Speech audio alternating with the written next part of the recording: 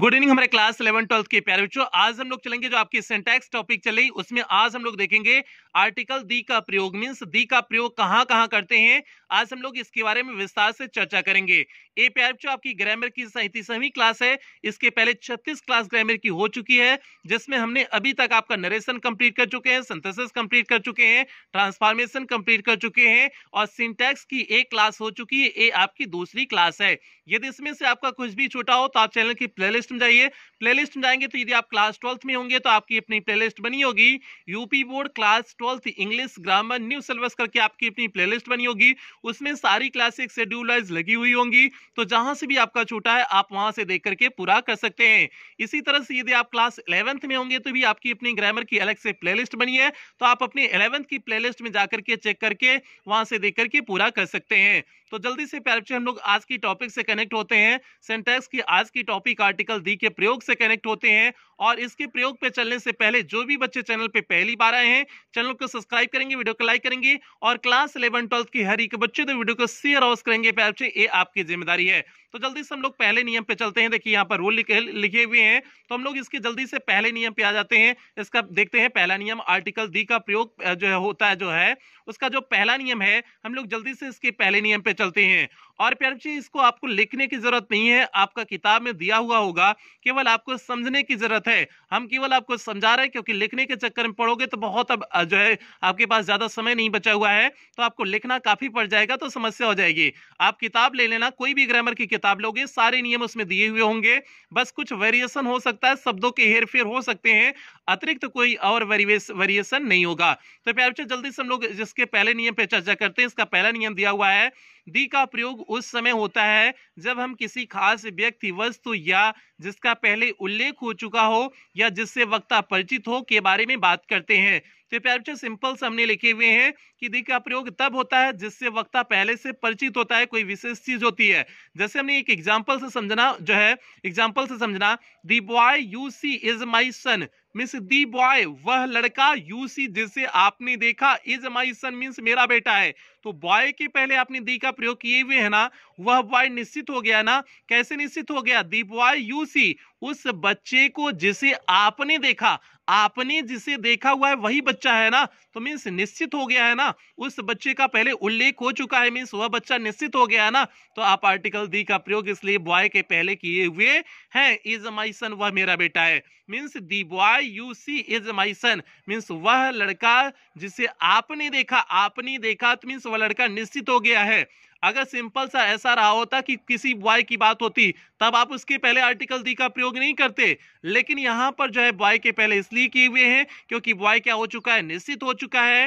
The boy you सी, उस बच्चे की बात हो रही है जिसे आपने देखा हुआ है, तो जिसे देखा हुआ है उस बच्चे की बात हुई, तो इसलिए बॉय निश्चित हो गया था, तो उसके पहले आर्टिकल दी का प्रयोग हमने किए हुए हैं। तो यहाँ पर एक कॉन्सेप्ट आपको हो गया। यही बात हमने नियम में लिखे हुए हैं, दी का प्रयोग उस समय होता है जब हम किसी खास व्यक्ति, वस्तु या जिसका पहले उल्लेख हो चुका हो या जिससे वक्ता परिचित हो के बारे में बात कर रहे होते हैं। तो यहाँ इस लड़के से वक्ता परिचित है ना, कि the boy you see means उस बच्चे की बात हो रही है जिसे आपने देखा है, इस जो है इस बच्चे से वक्ता परिचित है, तो इसलिए आपने जो है इस दी बॉय के पहले आपने आर्टिकल दी का प्रयोग किए हुए हैं। तो प्यारे बच्चे ये आपका पहला नियम हो गया। अब हम लोग दूसरे नियम की तरफ बढ़ते हैं, देखते हैं आपका दूसरा नियम क्या है।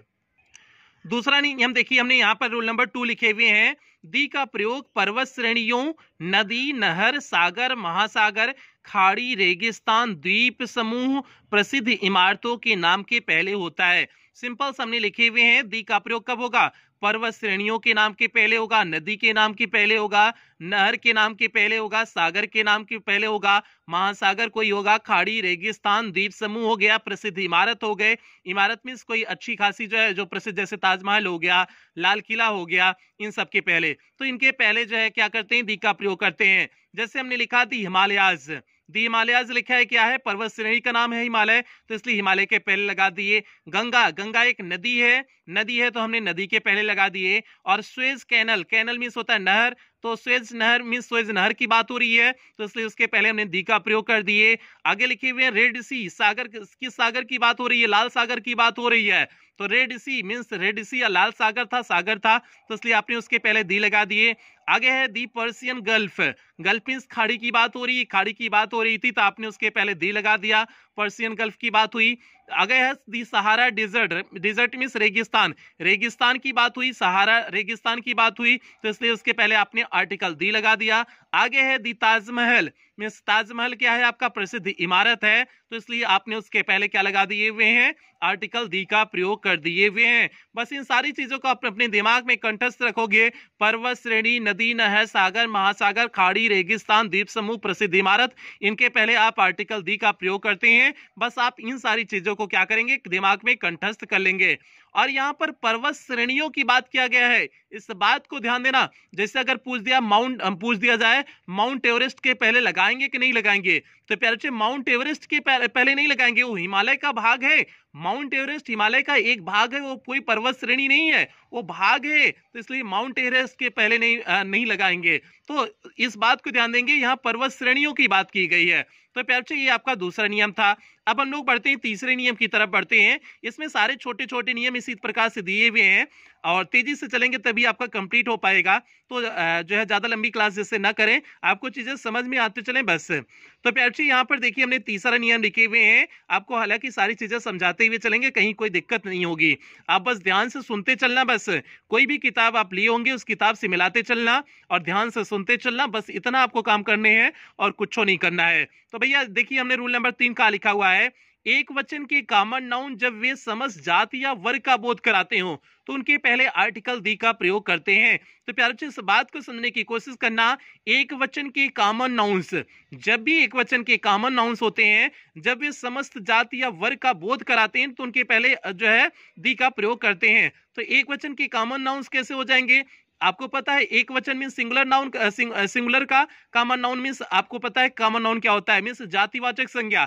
जातिवाचक मीन्स जो पूरे जाति के समूह को ही पूरे जाति का ही बोध कराते हो, वे क्या होते हैं, कॉमन नाउन होते हैं। वे जब समस्त जाति को बोध कराते हैं तो उसके पहले क्या करते हैं, आर्टिकल दी का प्रयोग। जैसे हमने लिखा दी काऊ इज अ यूजफुल एनिमल, अब काऊ क्या है, आपका कॉमन नाउन है। अगर आपने इसके पहले आर्टिकल दी का प्रयोग कर दिए हुए हैं तो इसका अर्थ ये हो जाएगा कि जो समस्त गायें होती हैं वह कैसी जानवर है, एक यूजफुल है। The cow is a useful animal means गाय क्या है, गाय सिंपल से सभी गायों की बात हो रही है, गाय एक जो है यूजफुल मीन्स लाभदायक एनिमल है, जानवर है। तो भैया गैया जो है उसे सही बात है, गाय तो जो है लाभदायक है, लाभदायक तभी तो दूध देता है ना, लाभदायक जानवर है। तो लाभदायक जानवर में तब सभी गैया की बात हो रही, एक गैया की बात नहीं हुई, तो इसलिए हमने काऊ आपका जो है कॉमन नाउन था, इसलिए इसके पहले हमने आर्टिकल दी का प्रयोग कर दिए। ये बेसिक सा नियम हो गया, सिंपल सा। एक वचन के कॉमन नाउन जब वे समस्त जाति या वर्ग का बोध कराते हो तो उनके पहले आप आर्टिकल दी का प्रयोग करते हैं। तो प्यारे बच्चे ये आपका रूल नंबर 3 हो गया। उम्मीद करते हैं तीसरा नियम भी आपको अच्छे से समझ में आया होगा, कहीं कोई समस्या दिक्कत नहीं हुई होगी। तो आगे बढ़ते हैं, हम लोग आगे बढ़ते हैं, चौथे नियम की तरफ बढ़ते हैं। और चौथे नियम की तरफ चलने से पहले जो भी बच्चे चैनल पे पहली बार आए हैं, चैनल को सब्सक्राइब करेंगे, वीडियो को लाइक करेंगे और क्लास 11 12 के हर एक बच्चे तक वीडियो को पहुंचाएंगे जरूर प्यारे बच्चे, ये आपकी जिम्मेदारी है।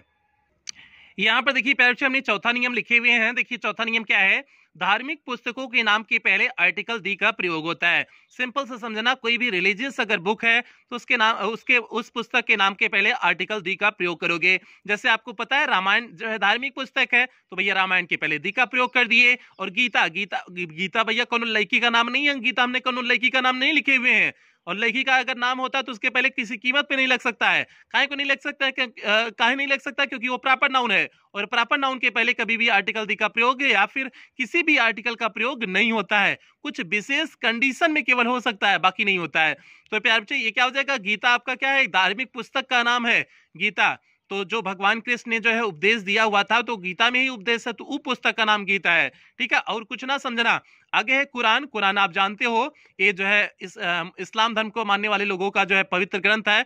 तो इन सभी चीजों का जो है, इन सबके पहले हमने क्या लगाई हुई है, आर्टिकल दी का प्रयोग किए हुए हैं। ये आपका रूल नंबर 4 हो गया, धार्मिक पुस्तकों के नाम के पहले दी का प्रयोग होता है। उम्मीद करते हैं आपको समझ में आ गया होगा कि कौन रिलीजियस बुक है, मतलब धार्मिक पुस्तक है, तो उसके पहले क्या लगा देना है, आर्टिकल दी का प्रयोग कर देना है। अब चलते हैं आगे, देखते हैं नोट का पॉइंट इसमें लिखे हुए हैं। लेकिन जब इन पुस्तकों के नाम के पहले उसके कवि या लेखक का नाम जुड़ा हुआ हो तब नहीं करेंगे।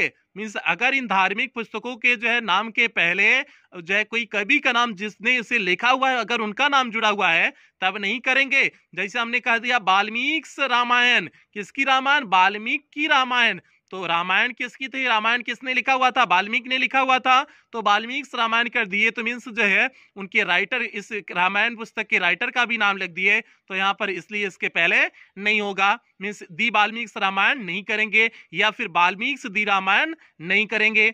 आगे जो है शेक्सपियर जूलियस सीजर, शेक्सपियर की रचना क्या है? जूलियस सीजर है। ये नॉर्मल पुस्तक है, ये कोनो धार्मिक पुस्तक नहीं है। जूलियस सीजर नॉर्मल पुस्तक है, तब उस जो है सिंपल से तब तो वैसे नहीं प्रयोग करते हैं।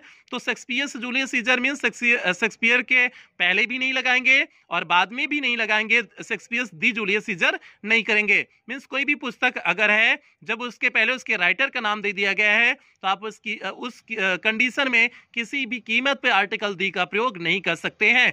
बस तभी कर सकते हैं जब कोई धार्मिक पुस्तक है, रिलीजियस बुक है, तभी आप उस कंडीशन में आर्टिकल दी का प्रयोग कर सकते हैं। तो प्यारे बच्चे ये आपका जो है चौथा नियम हो गया।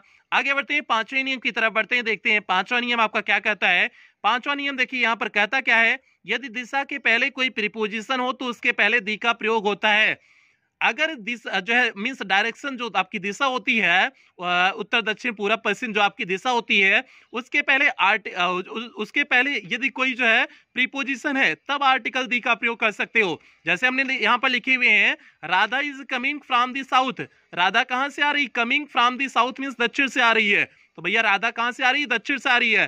तो Radha is coming from the south. तो हमने साउथ के पहले क्या, साउथ क्या दिशा है ना, दक्षिण जो है दिशा है ना, तो हमने साउथ के पहले आर्टिकल दी का प्रयोग किए हुए हैं। क्यों किए हुए हैं? क्योंकि इसके पहले फ्रॉम का प्रयोग किया गया है और आपका फ्रॉम क्या होता है? प्रीपोजिशन होता है। तो सिंपल सी बात है, अगर प्रीपोजिशन आपका दिया हुआ है मीन्स आपका प्रीपोजिशन का प्रयोग हुआ है, उस डायरेक्शन के पहले, उस दिशा के पहले यदि प्रीपोजिशन का प्रयोग हुआ है तो आप आर्टिकल का दी का प्रयोग करोगे। अगर नहीं हुआ होता तो आर्टिकल दी का प्रयोग नहीं करते। बस सिंपल से कॉन्सेप्ट है कि अगर जो है दिशा के पहले कोई प्रीपोजिशन का प्रयोग हुआ है तो उसके पहले दी का प्रयोग करेंगे, मीन्स उस दिशा के पहले आर्टिकल दी का प्रयोग करते हैं। तो प्यारे बच्चे ये आपका पांचवा नियम हो गया। अब हम लोग छठे नियम की तरफ बढ़ते हैं, चलते हैं देखते हैं आपका छठा नियम क्या है। यहाँ पर देखिए हमने छठा नियम लिखे हुए हैं, रूल नंबर 6 लिखे हुए हैं, जब प्रॉपर नाउन के पहले कोई एडजेक्टिव हो तो दी का प्रयोग होता है। सिंपल से बात समझने की कोशिश करना प्यारे बच्चे। और यहाँ पर भी देखिए प्रॉपर नाउन की बात हो रही है। प्रॉपर नाउन मींस होता है व्यक्तिवाचक संज्ञा, और व्यक्तिवाचक संज्ञा का क्या होता है? जब इंडिविजुअलाइज किसी की बात होती है तब आपका व्यक्तिवाचक संज्ञा होता है। जैसे अगर हमने मोहन की बात किया व्यक्तिवाचक संज्ञा, लेकिन अगर बॉय की बात कर दिया, बॉय में भी मोहन आ जाएगा, तब आपका बॉय क्या हो जाएगा? कॉमन नाउन हो जाएगा। तो जब इंडिविजुअलाइज बात करते हैं तो अब आपका प्रॉपर नाउन होता है। जब उसी को कॉमनली मींस सभी जातियों के लिए कर देते हैं तो आपका क्या हो जाता है? जातिवाचक मींस कॉमन नाउन हो जाता है। तो उम्मीद करते हैं आपको समझ में, नहीं समझ में आएगा कोई बात नहीं, आप हाई स्कूल की जो हमने पार्ट ऑफ स्पीच की क्लास दिए हुए उस क्लास को जरूर अटेंड करिएगा, क्योंकि इसमें हमने बेसिक ही चीजें बताई हुई हैं। अगर आपका ये चीजें नहीं तैयार हैं तो हाई स्कूल वाली ग्रामर की सेक्शन में चले जाइएगा, प्लेलिस्ट में आपको वहां पर सर्च करेंगे, सारी क्लासें मिल जाएंगी।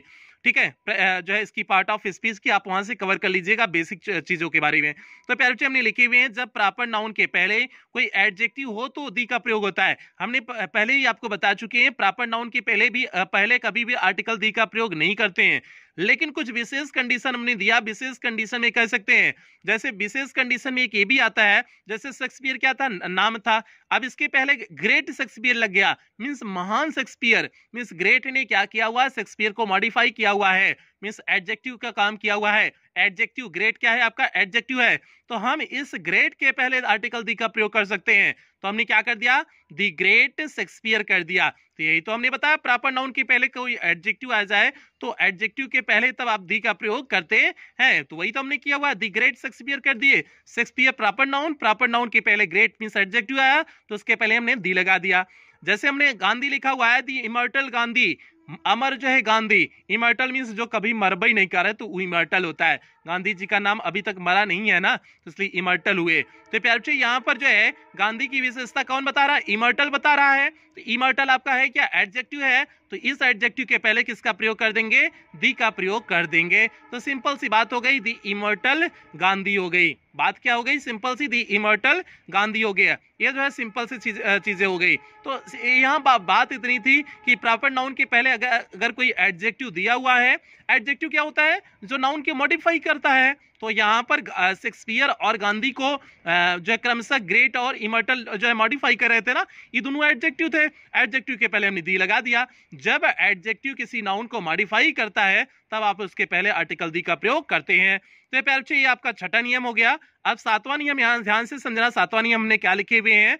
समाचार पत्रों के नाम से पहले आर्टिकल दी का प्रयोग होता है। मींस कोई भी समाचार पत्र है, जैसे हमने लिखा हिंदुस्तान टाइम्स, तो हिंदुस्तान टाइम्स आपको पता है जो है समाचार पत्र का नाम है, तो क्या हो जाएगा? दी हिंदुस्तान टाइम्स होगा। आगे हमने लिखा हुआ है the Times of India. The Times of India भी आपको पता है एक समाचार पत्र का नाम है, तो क्या हो जाएगा? Times of India. Times of India समाचार पत्र का नाम है, लेकिन जो है ये समाचार पत्र का नाम था तो इसलिए इसके पहले आर्टिकल दी का प्रयोग हुआ। तो क्या हो गया? दी टाइम्स ऑफ इंडिया। तो सिंपल से आपके हो गए, दी हिंदुस्तान टाइम्स हो गया, दी टाइम्स ऑफ इंडिया हो गया। ये सभी समाचार पत्र के नाम थे, तो इसलिए इसके पहले आर्टिकल जो है दी का प्रयोग हुआ है। तो प्यारे बच्चों उम्मीद करते हैं कॉन्सेप्ट आपको समझ में आए होंगे। सातवां कॉन्सेप्ट आपको बेहतर ढंग से समझ में आया होगा। तो अब हम लोग आठवीं कॉन्सेप्ट की तरफ बढ़ते हैं। और आठवें कॉन्सेप्ट की तरफ बढ़ने से पहले जो भी बच्चे चैनल पे पहली बार आए हैं, चैनल को सब्सक्राइब कर लेंगे, वीडियो को लाइक कर देंगे और क्लास 11-12 की हर एक बच्चे तक वीडियो को पहुंचा जरूर देंगे। प्यारे बच्चे ये आपकी जिम्मेदारी है। आगे हम लोग बढ़ते हैं आठवें कॉन्सेप्ट की तरफ। आठवां कॉन्सेप्ट प्यारे बच्चे यहाँ पर हमने लिखे हुए हैं जहाज, वायुयान तथा ट्रेनों के नाम के पहले। मीन्स कोई जहाज है या ट्रेन का नाम है या वायुयान का नाम है, उसके पहले आर्टिकल दी का प्रयोग करते हैं। जैसे हमने विक्ट्री लिखा हुआ है, विक्ट्री प्यारे बच्चों किसका नाम है? एक जहाज का नाम है। दी विक्ट्री, इसलिए विक्ट्री जहाज का नाम था, तो इसलिए हमने इसके पहले क्या लगा दिए हुए हैं? जो है इसके पहले हमने क्या लगा दिए? दी लगा दिए। और जहाज वायुयान जो है दोनों एक ही है एक तरह से, तो इसलिए समझ जाना है कि जहाज वायुयान, इसे विक्ट्री को वायुयान कर दो या जहाज कर दो, एक कई दोनों है। तो इसलिए विक्ट्री क्या हो गया आपका? एक जहाज का नाम था, तो इसलिए इसके पहले दी का प्रयोग कर दिए हुए हैं। आगे जैसे हमने लिखे हुए हैं दी ताज एक्सप्रेस। ताज एक्सप्रेस एक ट्रेन का नाम है, तो ट्रेन का नाम है तो इसके पहले क्या लगा देंगे? दी लगा देंगे। जैसे हमने बोला शताब्दी एक्सप्रेस, शताब्दी एक्सप्रेस भी एक ट्रेन का नाम है, तो इसके पहले भी आर्टिकल दी का प्रयोग कर देंगे। तो सिंपल सा हो जाएगा, दी शताब्दी एक्सप्रेस तब हो जाएगा। तो कोई भी अगर जहाज है, वायुयान है, जहाज या वायुयान है या फिर कोई ट्रेन का नाम है, तो आप उसके पहले आर्टिकल दी का प्रयोग करते हैं। ये प्यारे बच्चे आपका आठवां नियम हो गया। उम्मीद करते हैं आठवां नियम आपको बेहतर ढंग से समझ में आया होगा। अब हम लोग चलते हैं नवें नियम की तरफ बढ़ते हैं, देखते हैं आपका नवा नियम क्या है। नवा नियम हमने यहाँ पर लिखे हुए हैं, कुछ वस्तुओं से पहले जो केवल एक ही होती हैं, जो अपने आप में एक होती हैं, उन वस्तुओं के पहले आप किसका प्रयोग करते हैं? आर्टिकल दी का प्रयोग करते हैं। इस बात को दिमाग में सेट कर लो। मीन्स जो भी वस्तुएं अपने आप में एक होंगी, यूनिक होंगी, तो आप उसके पहले आर्टिकल दी का प्रयोग करते हैं। जैसे हमने कहा सन, सन अपने आप में यूनिक है ना, एक है ना, तो इसलिए आपने सन के पहले क्या लगा दिया? दी लगा दिया। मून आपने कह दिया, मून भी यूनिक है, तो इसलिए आपने दी लगा दिया। अर्थ, अर्थ भी अपने आप में एक ही है ना, पृथ्वी एक ही है ना, दो तीन तो पृथ्वी नहीं है ना, तो इसलिए क्या हो गया? अर्थ के पहले लग गया। स्काई, स्काई मीन्स आसमान, आसमान भी, आकाश भी एक है, तो इसलिए क्या लग गया? स्काई के पहले भी लग गया।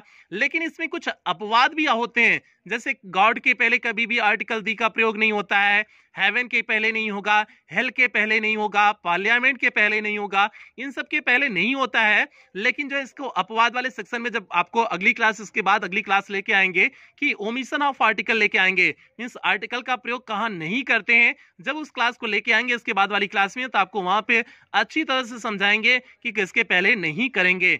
जो अपने आप में एक होती है, यूनिक होती है, लेकिन फिर भी उसके पहले नहीं करते हैं। तो प्यारे बच्चे वो चार अपवाद होते हैं, उसको हालांकि हमने अभी भी बता दिए हुए हैं, लेकिन वहां पर और विस्तार से बताएंगे। तो ये आपका नवा नियम हो गया कि जो वस्तुओं पहले से कुछ वस्तुओं से पहले जो केवल एक ही होती है, उनके पहले आर्टिकल दी का प्रयोग नहीं होता है। उम्मीद करते हैं आपको समझ में आ गया होगा। अब 10वें नियम की तरफ बढ़ते हैं, देखते हैं आपका 10वां नियम क्या है। 10वां नियम आपका कहता है एडजेक्टिव के पहले दी का प्रयोग होता है और उस एडजेक्टिव के बाद कोई नाउन नहीं लगाया जाता है। ऐसे अवसर पर यह एडजेक्टिव समूहवाचक संज्ञा का काम करता है और विशेषण का नहीं। बात समझने की कोशिश करना। प्यारे बच्चे हमने लिखा हुआ है the rich should help the poor. अब इस बात को समझना, दी रीच, रीच मीन्स होता है धनी। अब सभी धनियों की बात किया गया, दी का प्रयोग करके आपने इस सभी के लिए प्रयोग कर दिए हुए, मीन्स सभी को इंक्लूड कर दिए हुए हैं। आपने रीच के पहले दी लगा करके आपने सभी धनी की बात कर दिए हुए हैं। वहां पर एक की बात नहीं हुई है कि किसी एक धनी की बात नहीं हुई है, सभी धनियों की बात हुई है। तो सभी धनी मीन्स रीच पर्संस की बात हुई है, मीन्स धनी लोगों की बात हुई है। और अगर धनी लोगों की बात हुई है तो सिंपल सी बात है, ये आपका प्लूरल हो जाएगा। इनके साथ जो वर्ब भी लगती है वह वर्ब हमेशा प्लूरल लगेगी। हालांकि यहाँ शुड का प्रयोग हुआ है, शुड हालांकि जो है क्योंकि शुड चाहिए का यहाँ अर्थ दे रहा है, ये मॉडल ऑक्सिलरी वर्ब आपकी है, ये कोई जो है आपका is am are was were वाला कॉन्सेप्ट नहीं था। लेकिन अगर इज और आर में आपको लगाने होते तो आप क्या लगाते, आर का प्रयोग करते। The rich are help the poor, इस तरह से होना चाहिए था अगर आर लगा हुआ होता। तो इसमें जो है शुड का प्रयोग होकर के, शुड क्योंकि सिंगुलर भी लग सकता है प्लूरल भी लग सकता है, तो इसलिए शुड यहाँ पर केवल चाहिए का अर्थ दिखा रहा है, इसलिए आपको पता नहीं चला।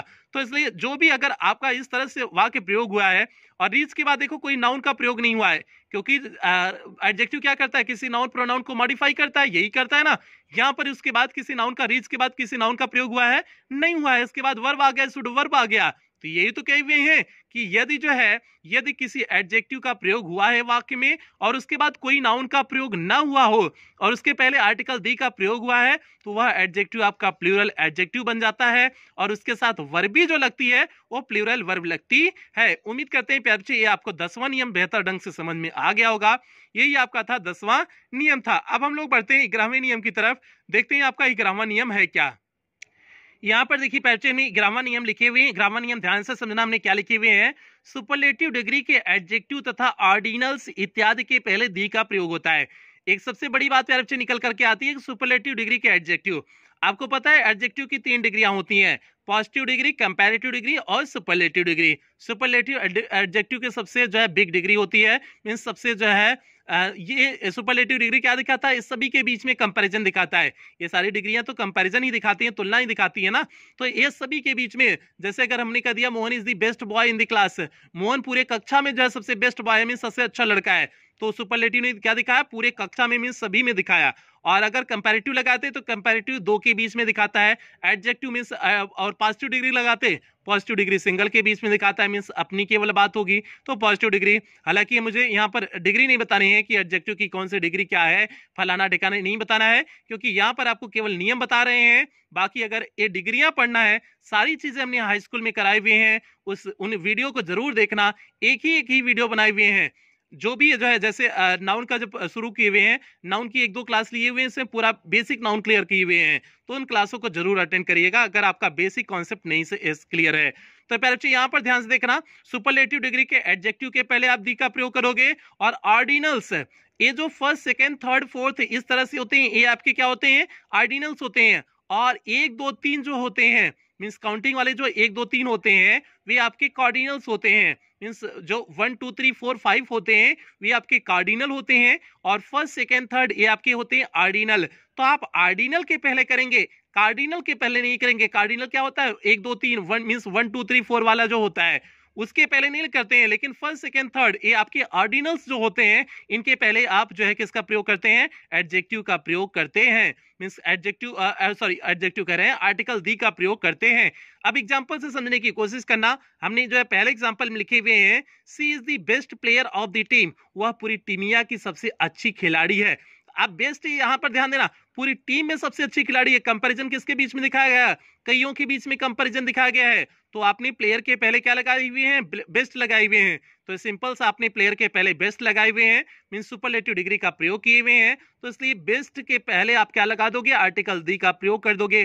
क्योंकि आपने सीखा सुपरलेटिव डिग्री के एडजेक्टिव के पहले आप क्या लगाते हो, आर्टिकल दी लगाते हो, तो इसलिए बेस्ट के पहले क्या लगा हुआ है, आर्टिकल दी का प्रयोग हुआ है। तो सिंपल हो गया, she is the best player of the team में बेस्ट के पहले आपने आर्टिकल दी का प्रयोग किया हुआ है। आगे बढ़ते हैं, आगे देखिए सेकंड एग्जांपल हमने लिखे हुए हैं, the first page of this book is important.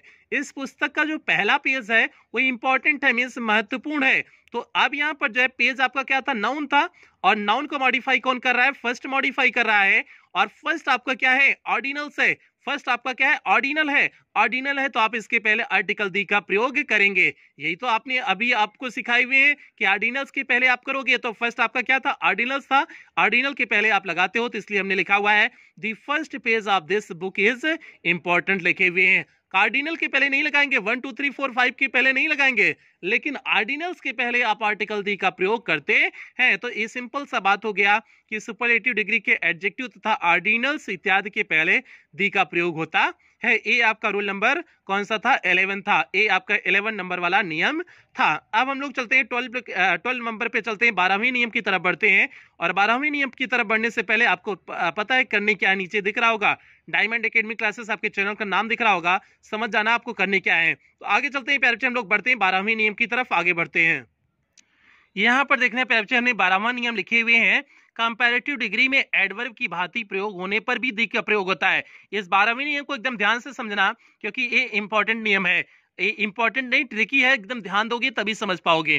Comparative degree में एडवर्ब की भांति प्रयोग होने पर दी का प्रयोग होता है। मींस जब कंपैरेटिव डिग्री का प्रयोग एडवर्ब की भांति हुआ हो, मींस एडवर्ब की तरफ हुआ हो, तब आप कंपैरेटिव डिग्री में जो है आर्टिकल दी का प्रयोग करते हैं।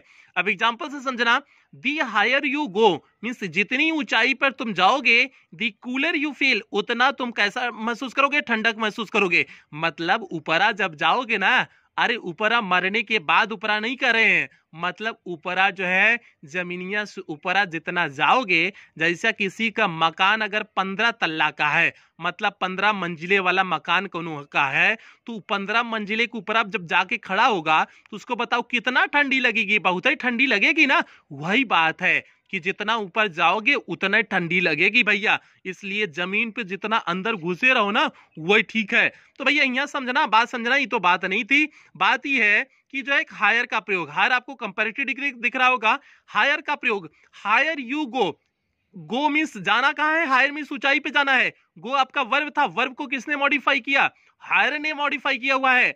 जो वर्ब को मॉडिफाई करे वही तो होता है एडवर्ब।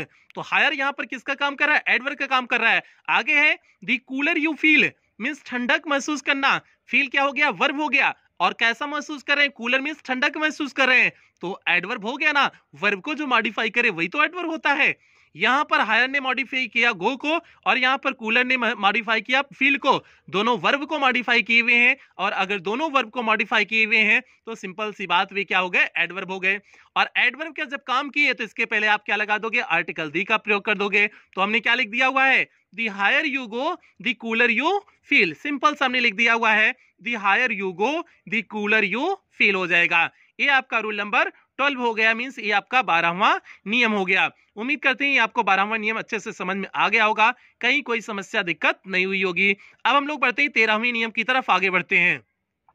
13वां नियम पे बच्चे यहाँ पर ध्यान से समझने की कोशिश करना, ऐसे प्रॉपर नाउन्स के पहले जिनका प्रयोग कॉमन नाउन की भांति हुआ हो, दी का प्रयोग होता है। जब किसी प्रॉपर नाउन का प्रयोग कॉमन नाउन की तरह हुआ हो तो आप आर्टिकल दी का प्रयोग करते हैं। अब इस बात को समझने की कोशिश करना, अगर हमने लिखा हुआ है Kalidas is the Shakespeare of India, Kalidas Bharat के शेक्सपियर कहलाते हैं। अब जो है शेक्सपियर क्या हो गया, शेक्सपियर यहाँ पर कॉमन नाउन हुआ है, यहाँ पर ये प्रॉपर नाउन नहीं है, ये क्या हो गया आपका कॉमन नाउन हो गया। क्यों कॉमन नाउन हुआ है उस चीज को भी समझाएंगे। और हमने इसलिए शेक्सपियर के पहले क्या लगा दिए हुए हैं, आर्टिकल दी का प्रयोग किए हुए हैं। अब इस बात को समझना कि हमने क्यों लगाए हुए हैं, कैसे लगाए हुए हैं, इन सारी चीजों को आपको समझाते हैं। अब समझना, Kalidas is the Shakespeare of India, Kalidas की तुलना जो है शेक्सपियर से किया गया है।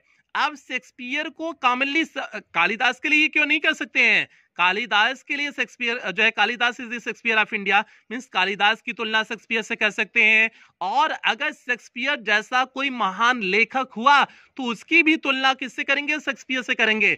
तो शेक्सपियर जब कई लोगों के लिए प्रयोग किए जा रहे हैं, तो कई लोगों के लिए प्रयोग किए जा रहे हैं, जो कई लोग के लिए प्रयोग किया जाए वही तो होता है आपका कॉमन नाउन, जो सभी के लिए, जैसे आपने कहा जो है बॉय, बॉय चाहे मोहन के लिए, सोहन के लिए, सभी के लिए बॉय यूज किया जा सकता है ना। मोहन सोहन क्या था आपका प्रॉपर नाउन था, लेकिन बॉय क्या हो जाएगा कॉमन नाउन, उस सभी जो लड़कों के लिए प्रयोग किया गया। तो जब सभी के लिए प्रयोग किया जाए वही तो आपका कॉमन नाउन होता है। और शेक्सपियर यहाँ सभी के लिए प्रयोग किए जा रहे हैं। किसकी तरफ प्रयोग हुए? मींस कॉमन नाउन की तरफ प्रयोग हुए हैं। तो अगर कॉमन नाउन की तरफ प्रयोग हुए हैं तो कॉमन नाउन वाले गुण भी दिखाएंगे। कॉमन नाउन वाले गुण दिखाएंगे तो उसके पहले आर्टिकल दी का प्रयोग होगा। तो सिंपल सा हो गया, Kalidas is the Shakespeare of India. Shakespeare के पहले आपने किसका प्रयोग किए हुए हैं? आर्टिकल दी का प्रयोग कर दिए। क्यों किए? उम्मीद करते हैं आपको समझ में आ गया होगा कि हमने शेक्सपियर के पहले क्यों किए हुए हैं। क्यों किए हुए हैं? क्योंकि यह किसका काम कर रहा है? कॉमन नाउन की तरह काम कर रहा है, तो इसलिए हमने इसके पहले आर्टिकल दी का प्रयोग किए हुए हैं। ये रूल नंबर आपका 13 हो गया था, मींस रूल नंबर 13वां हो गया था।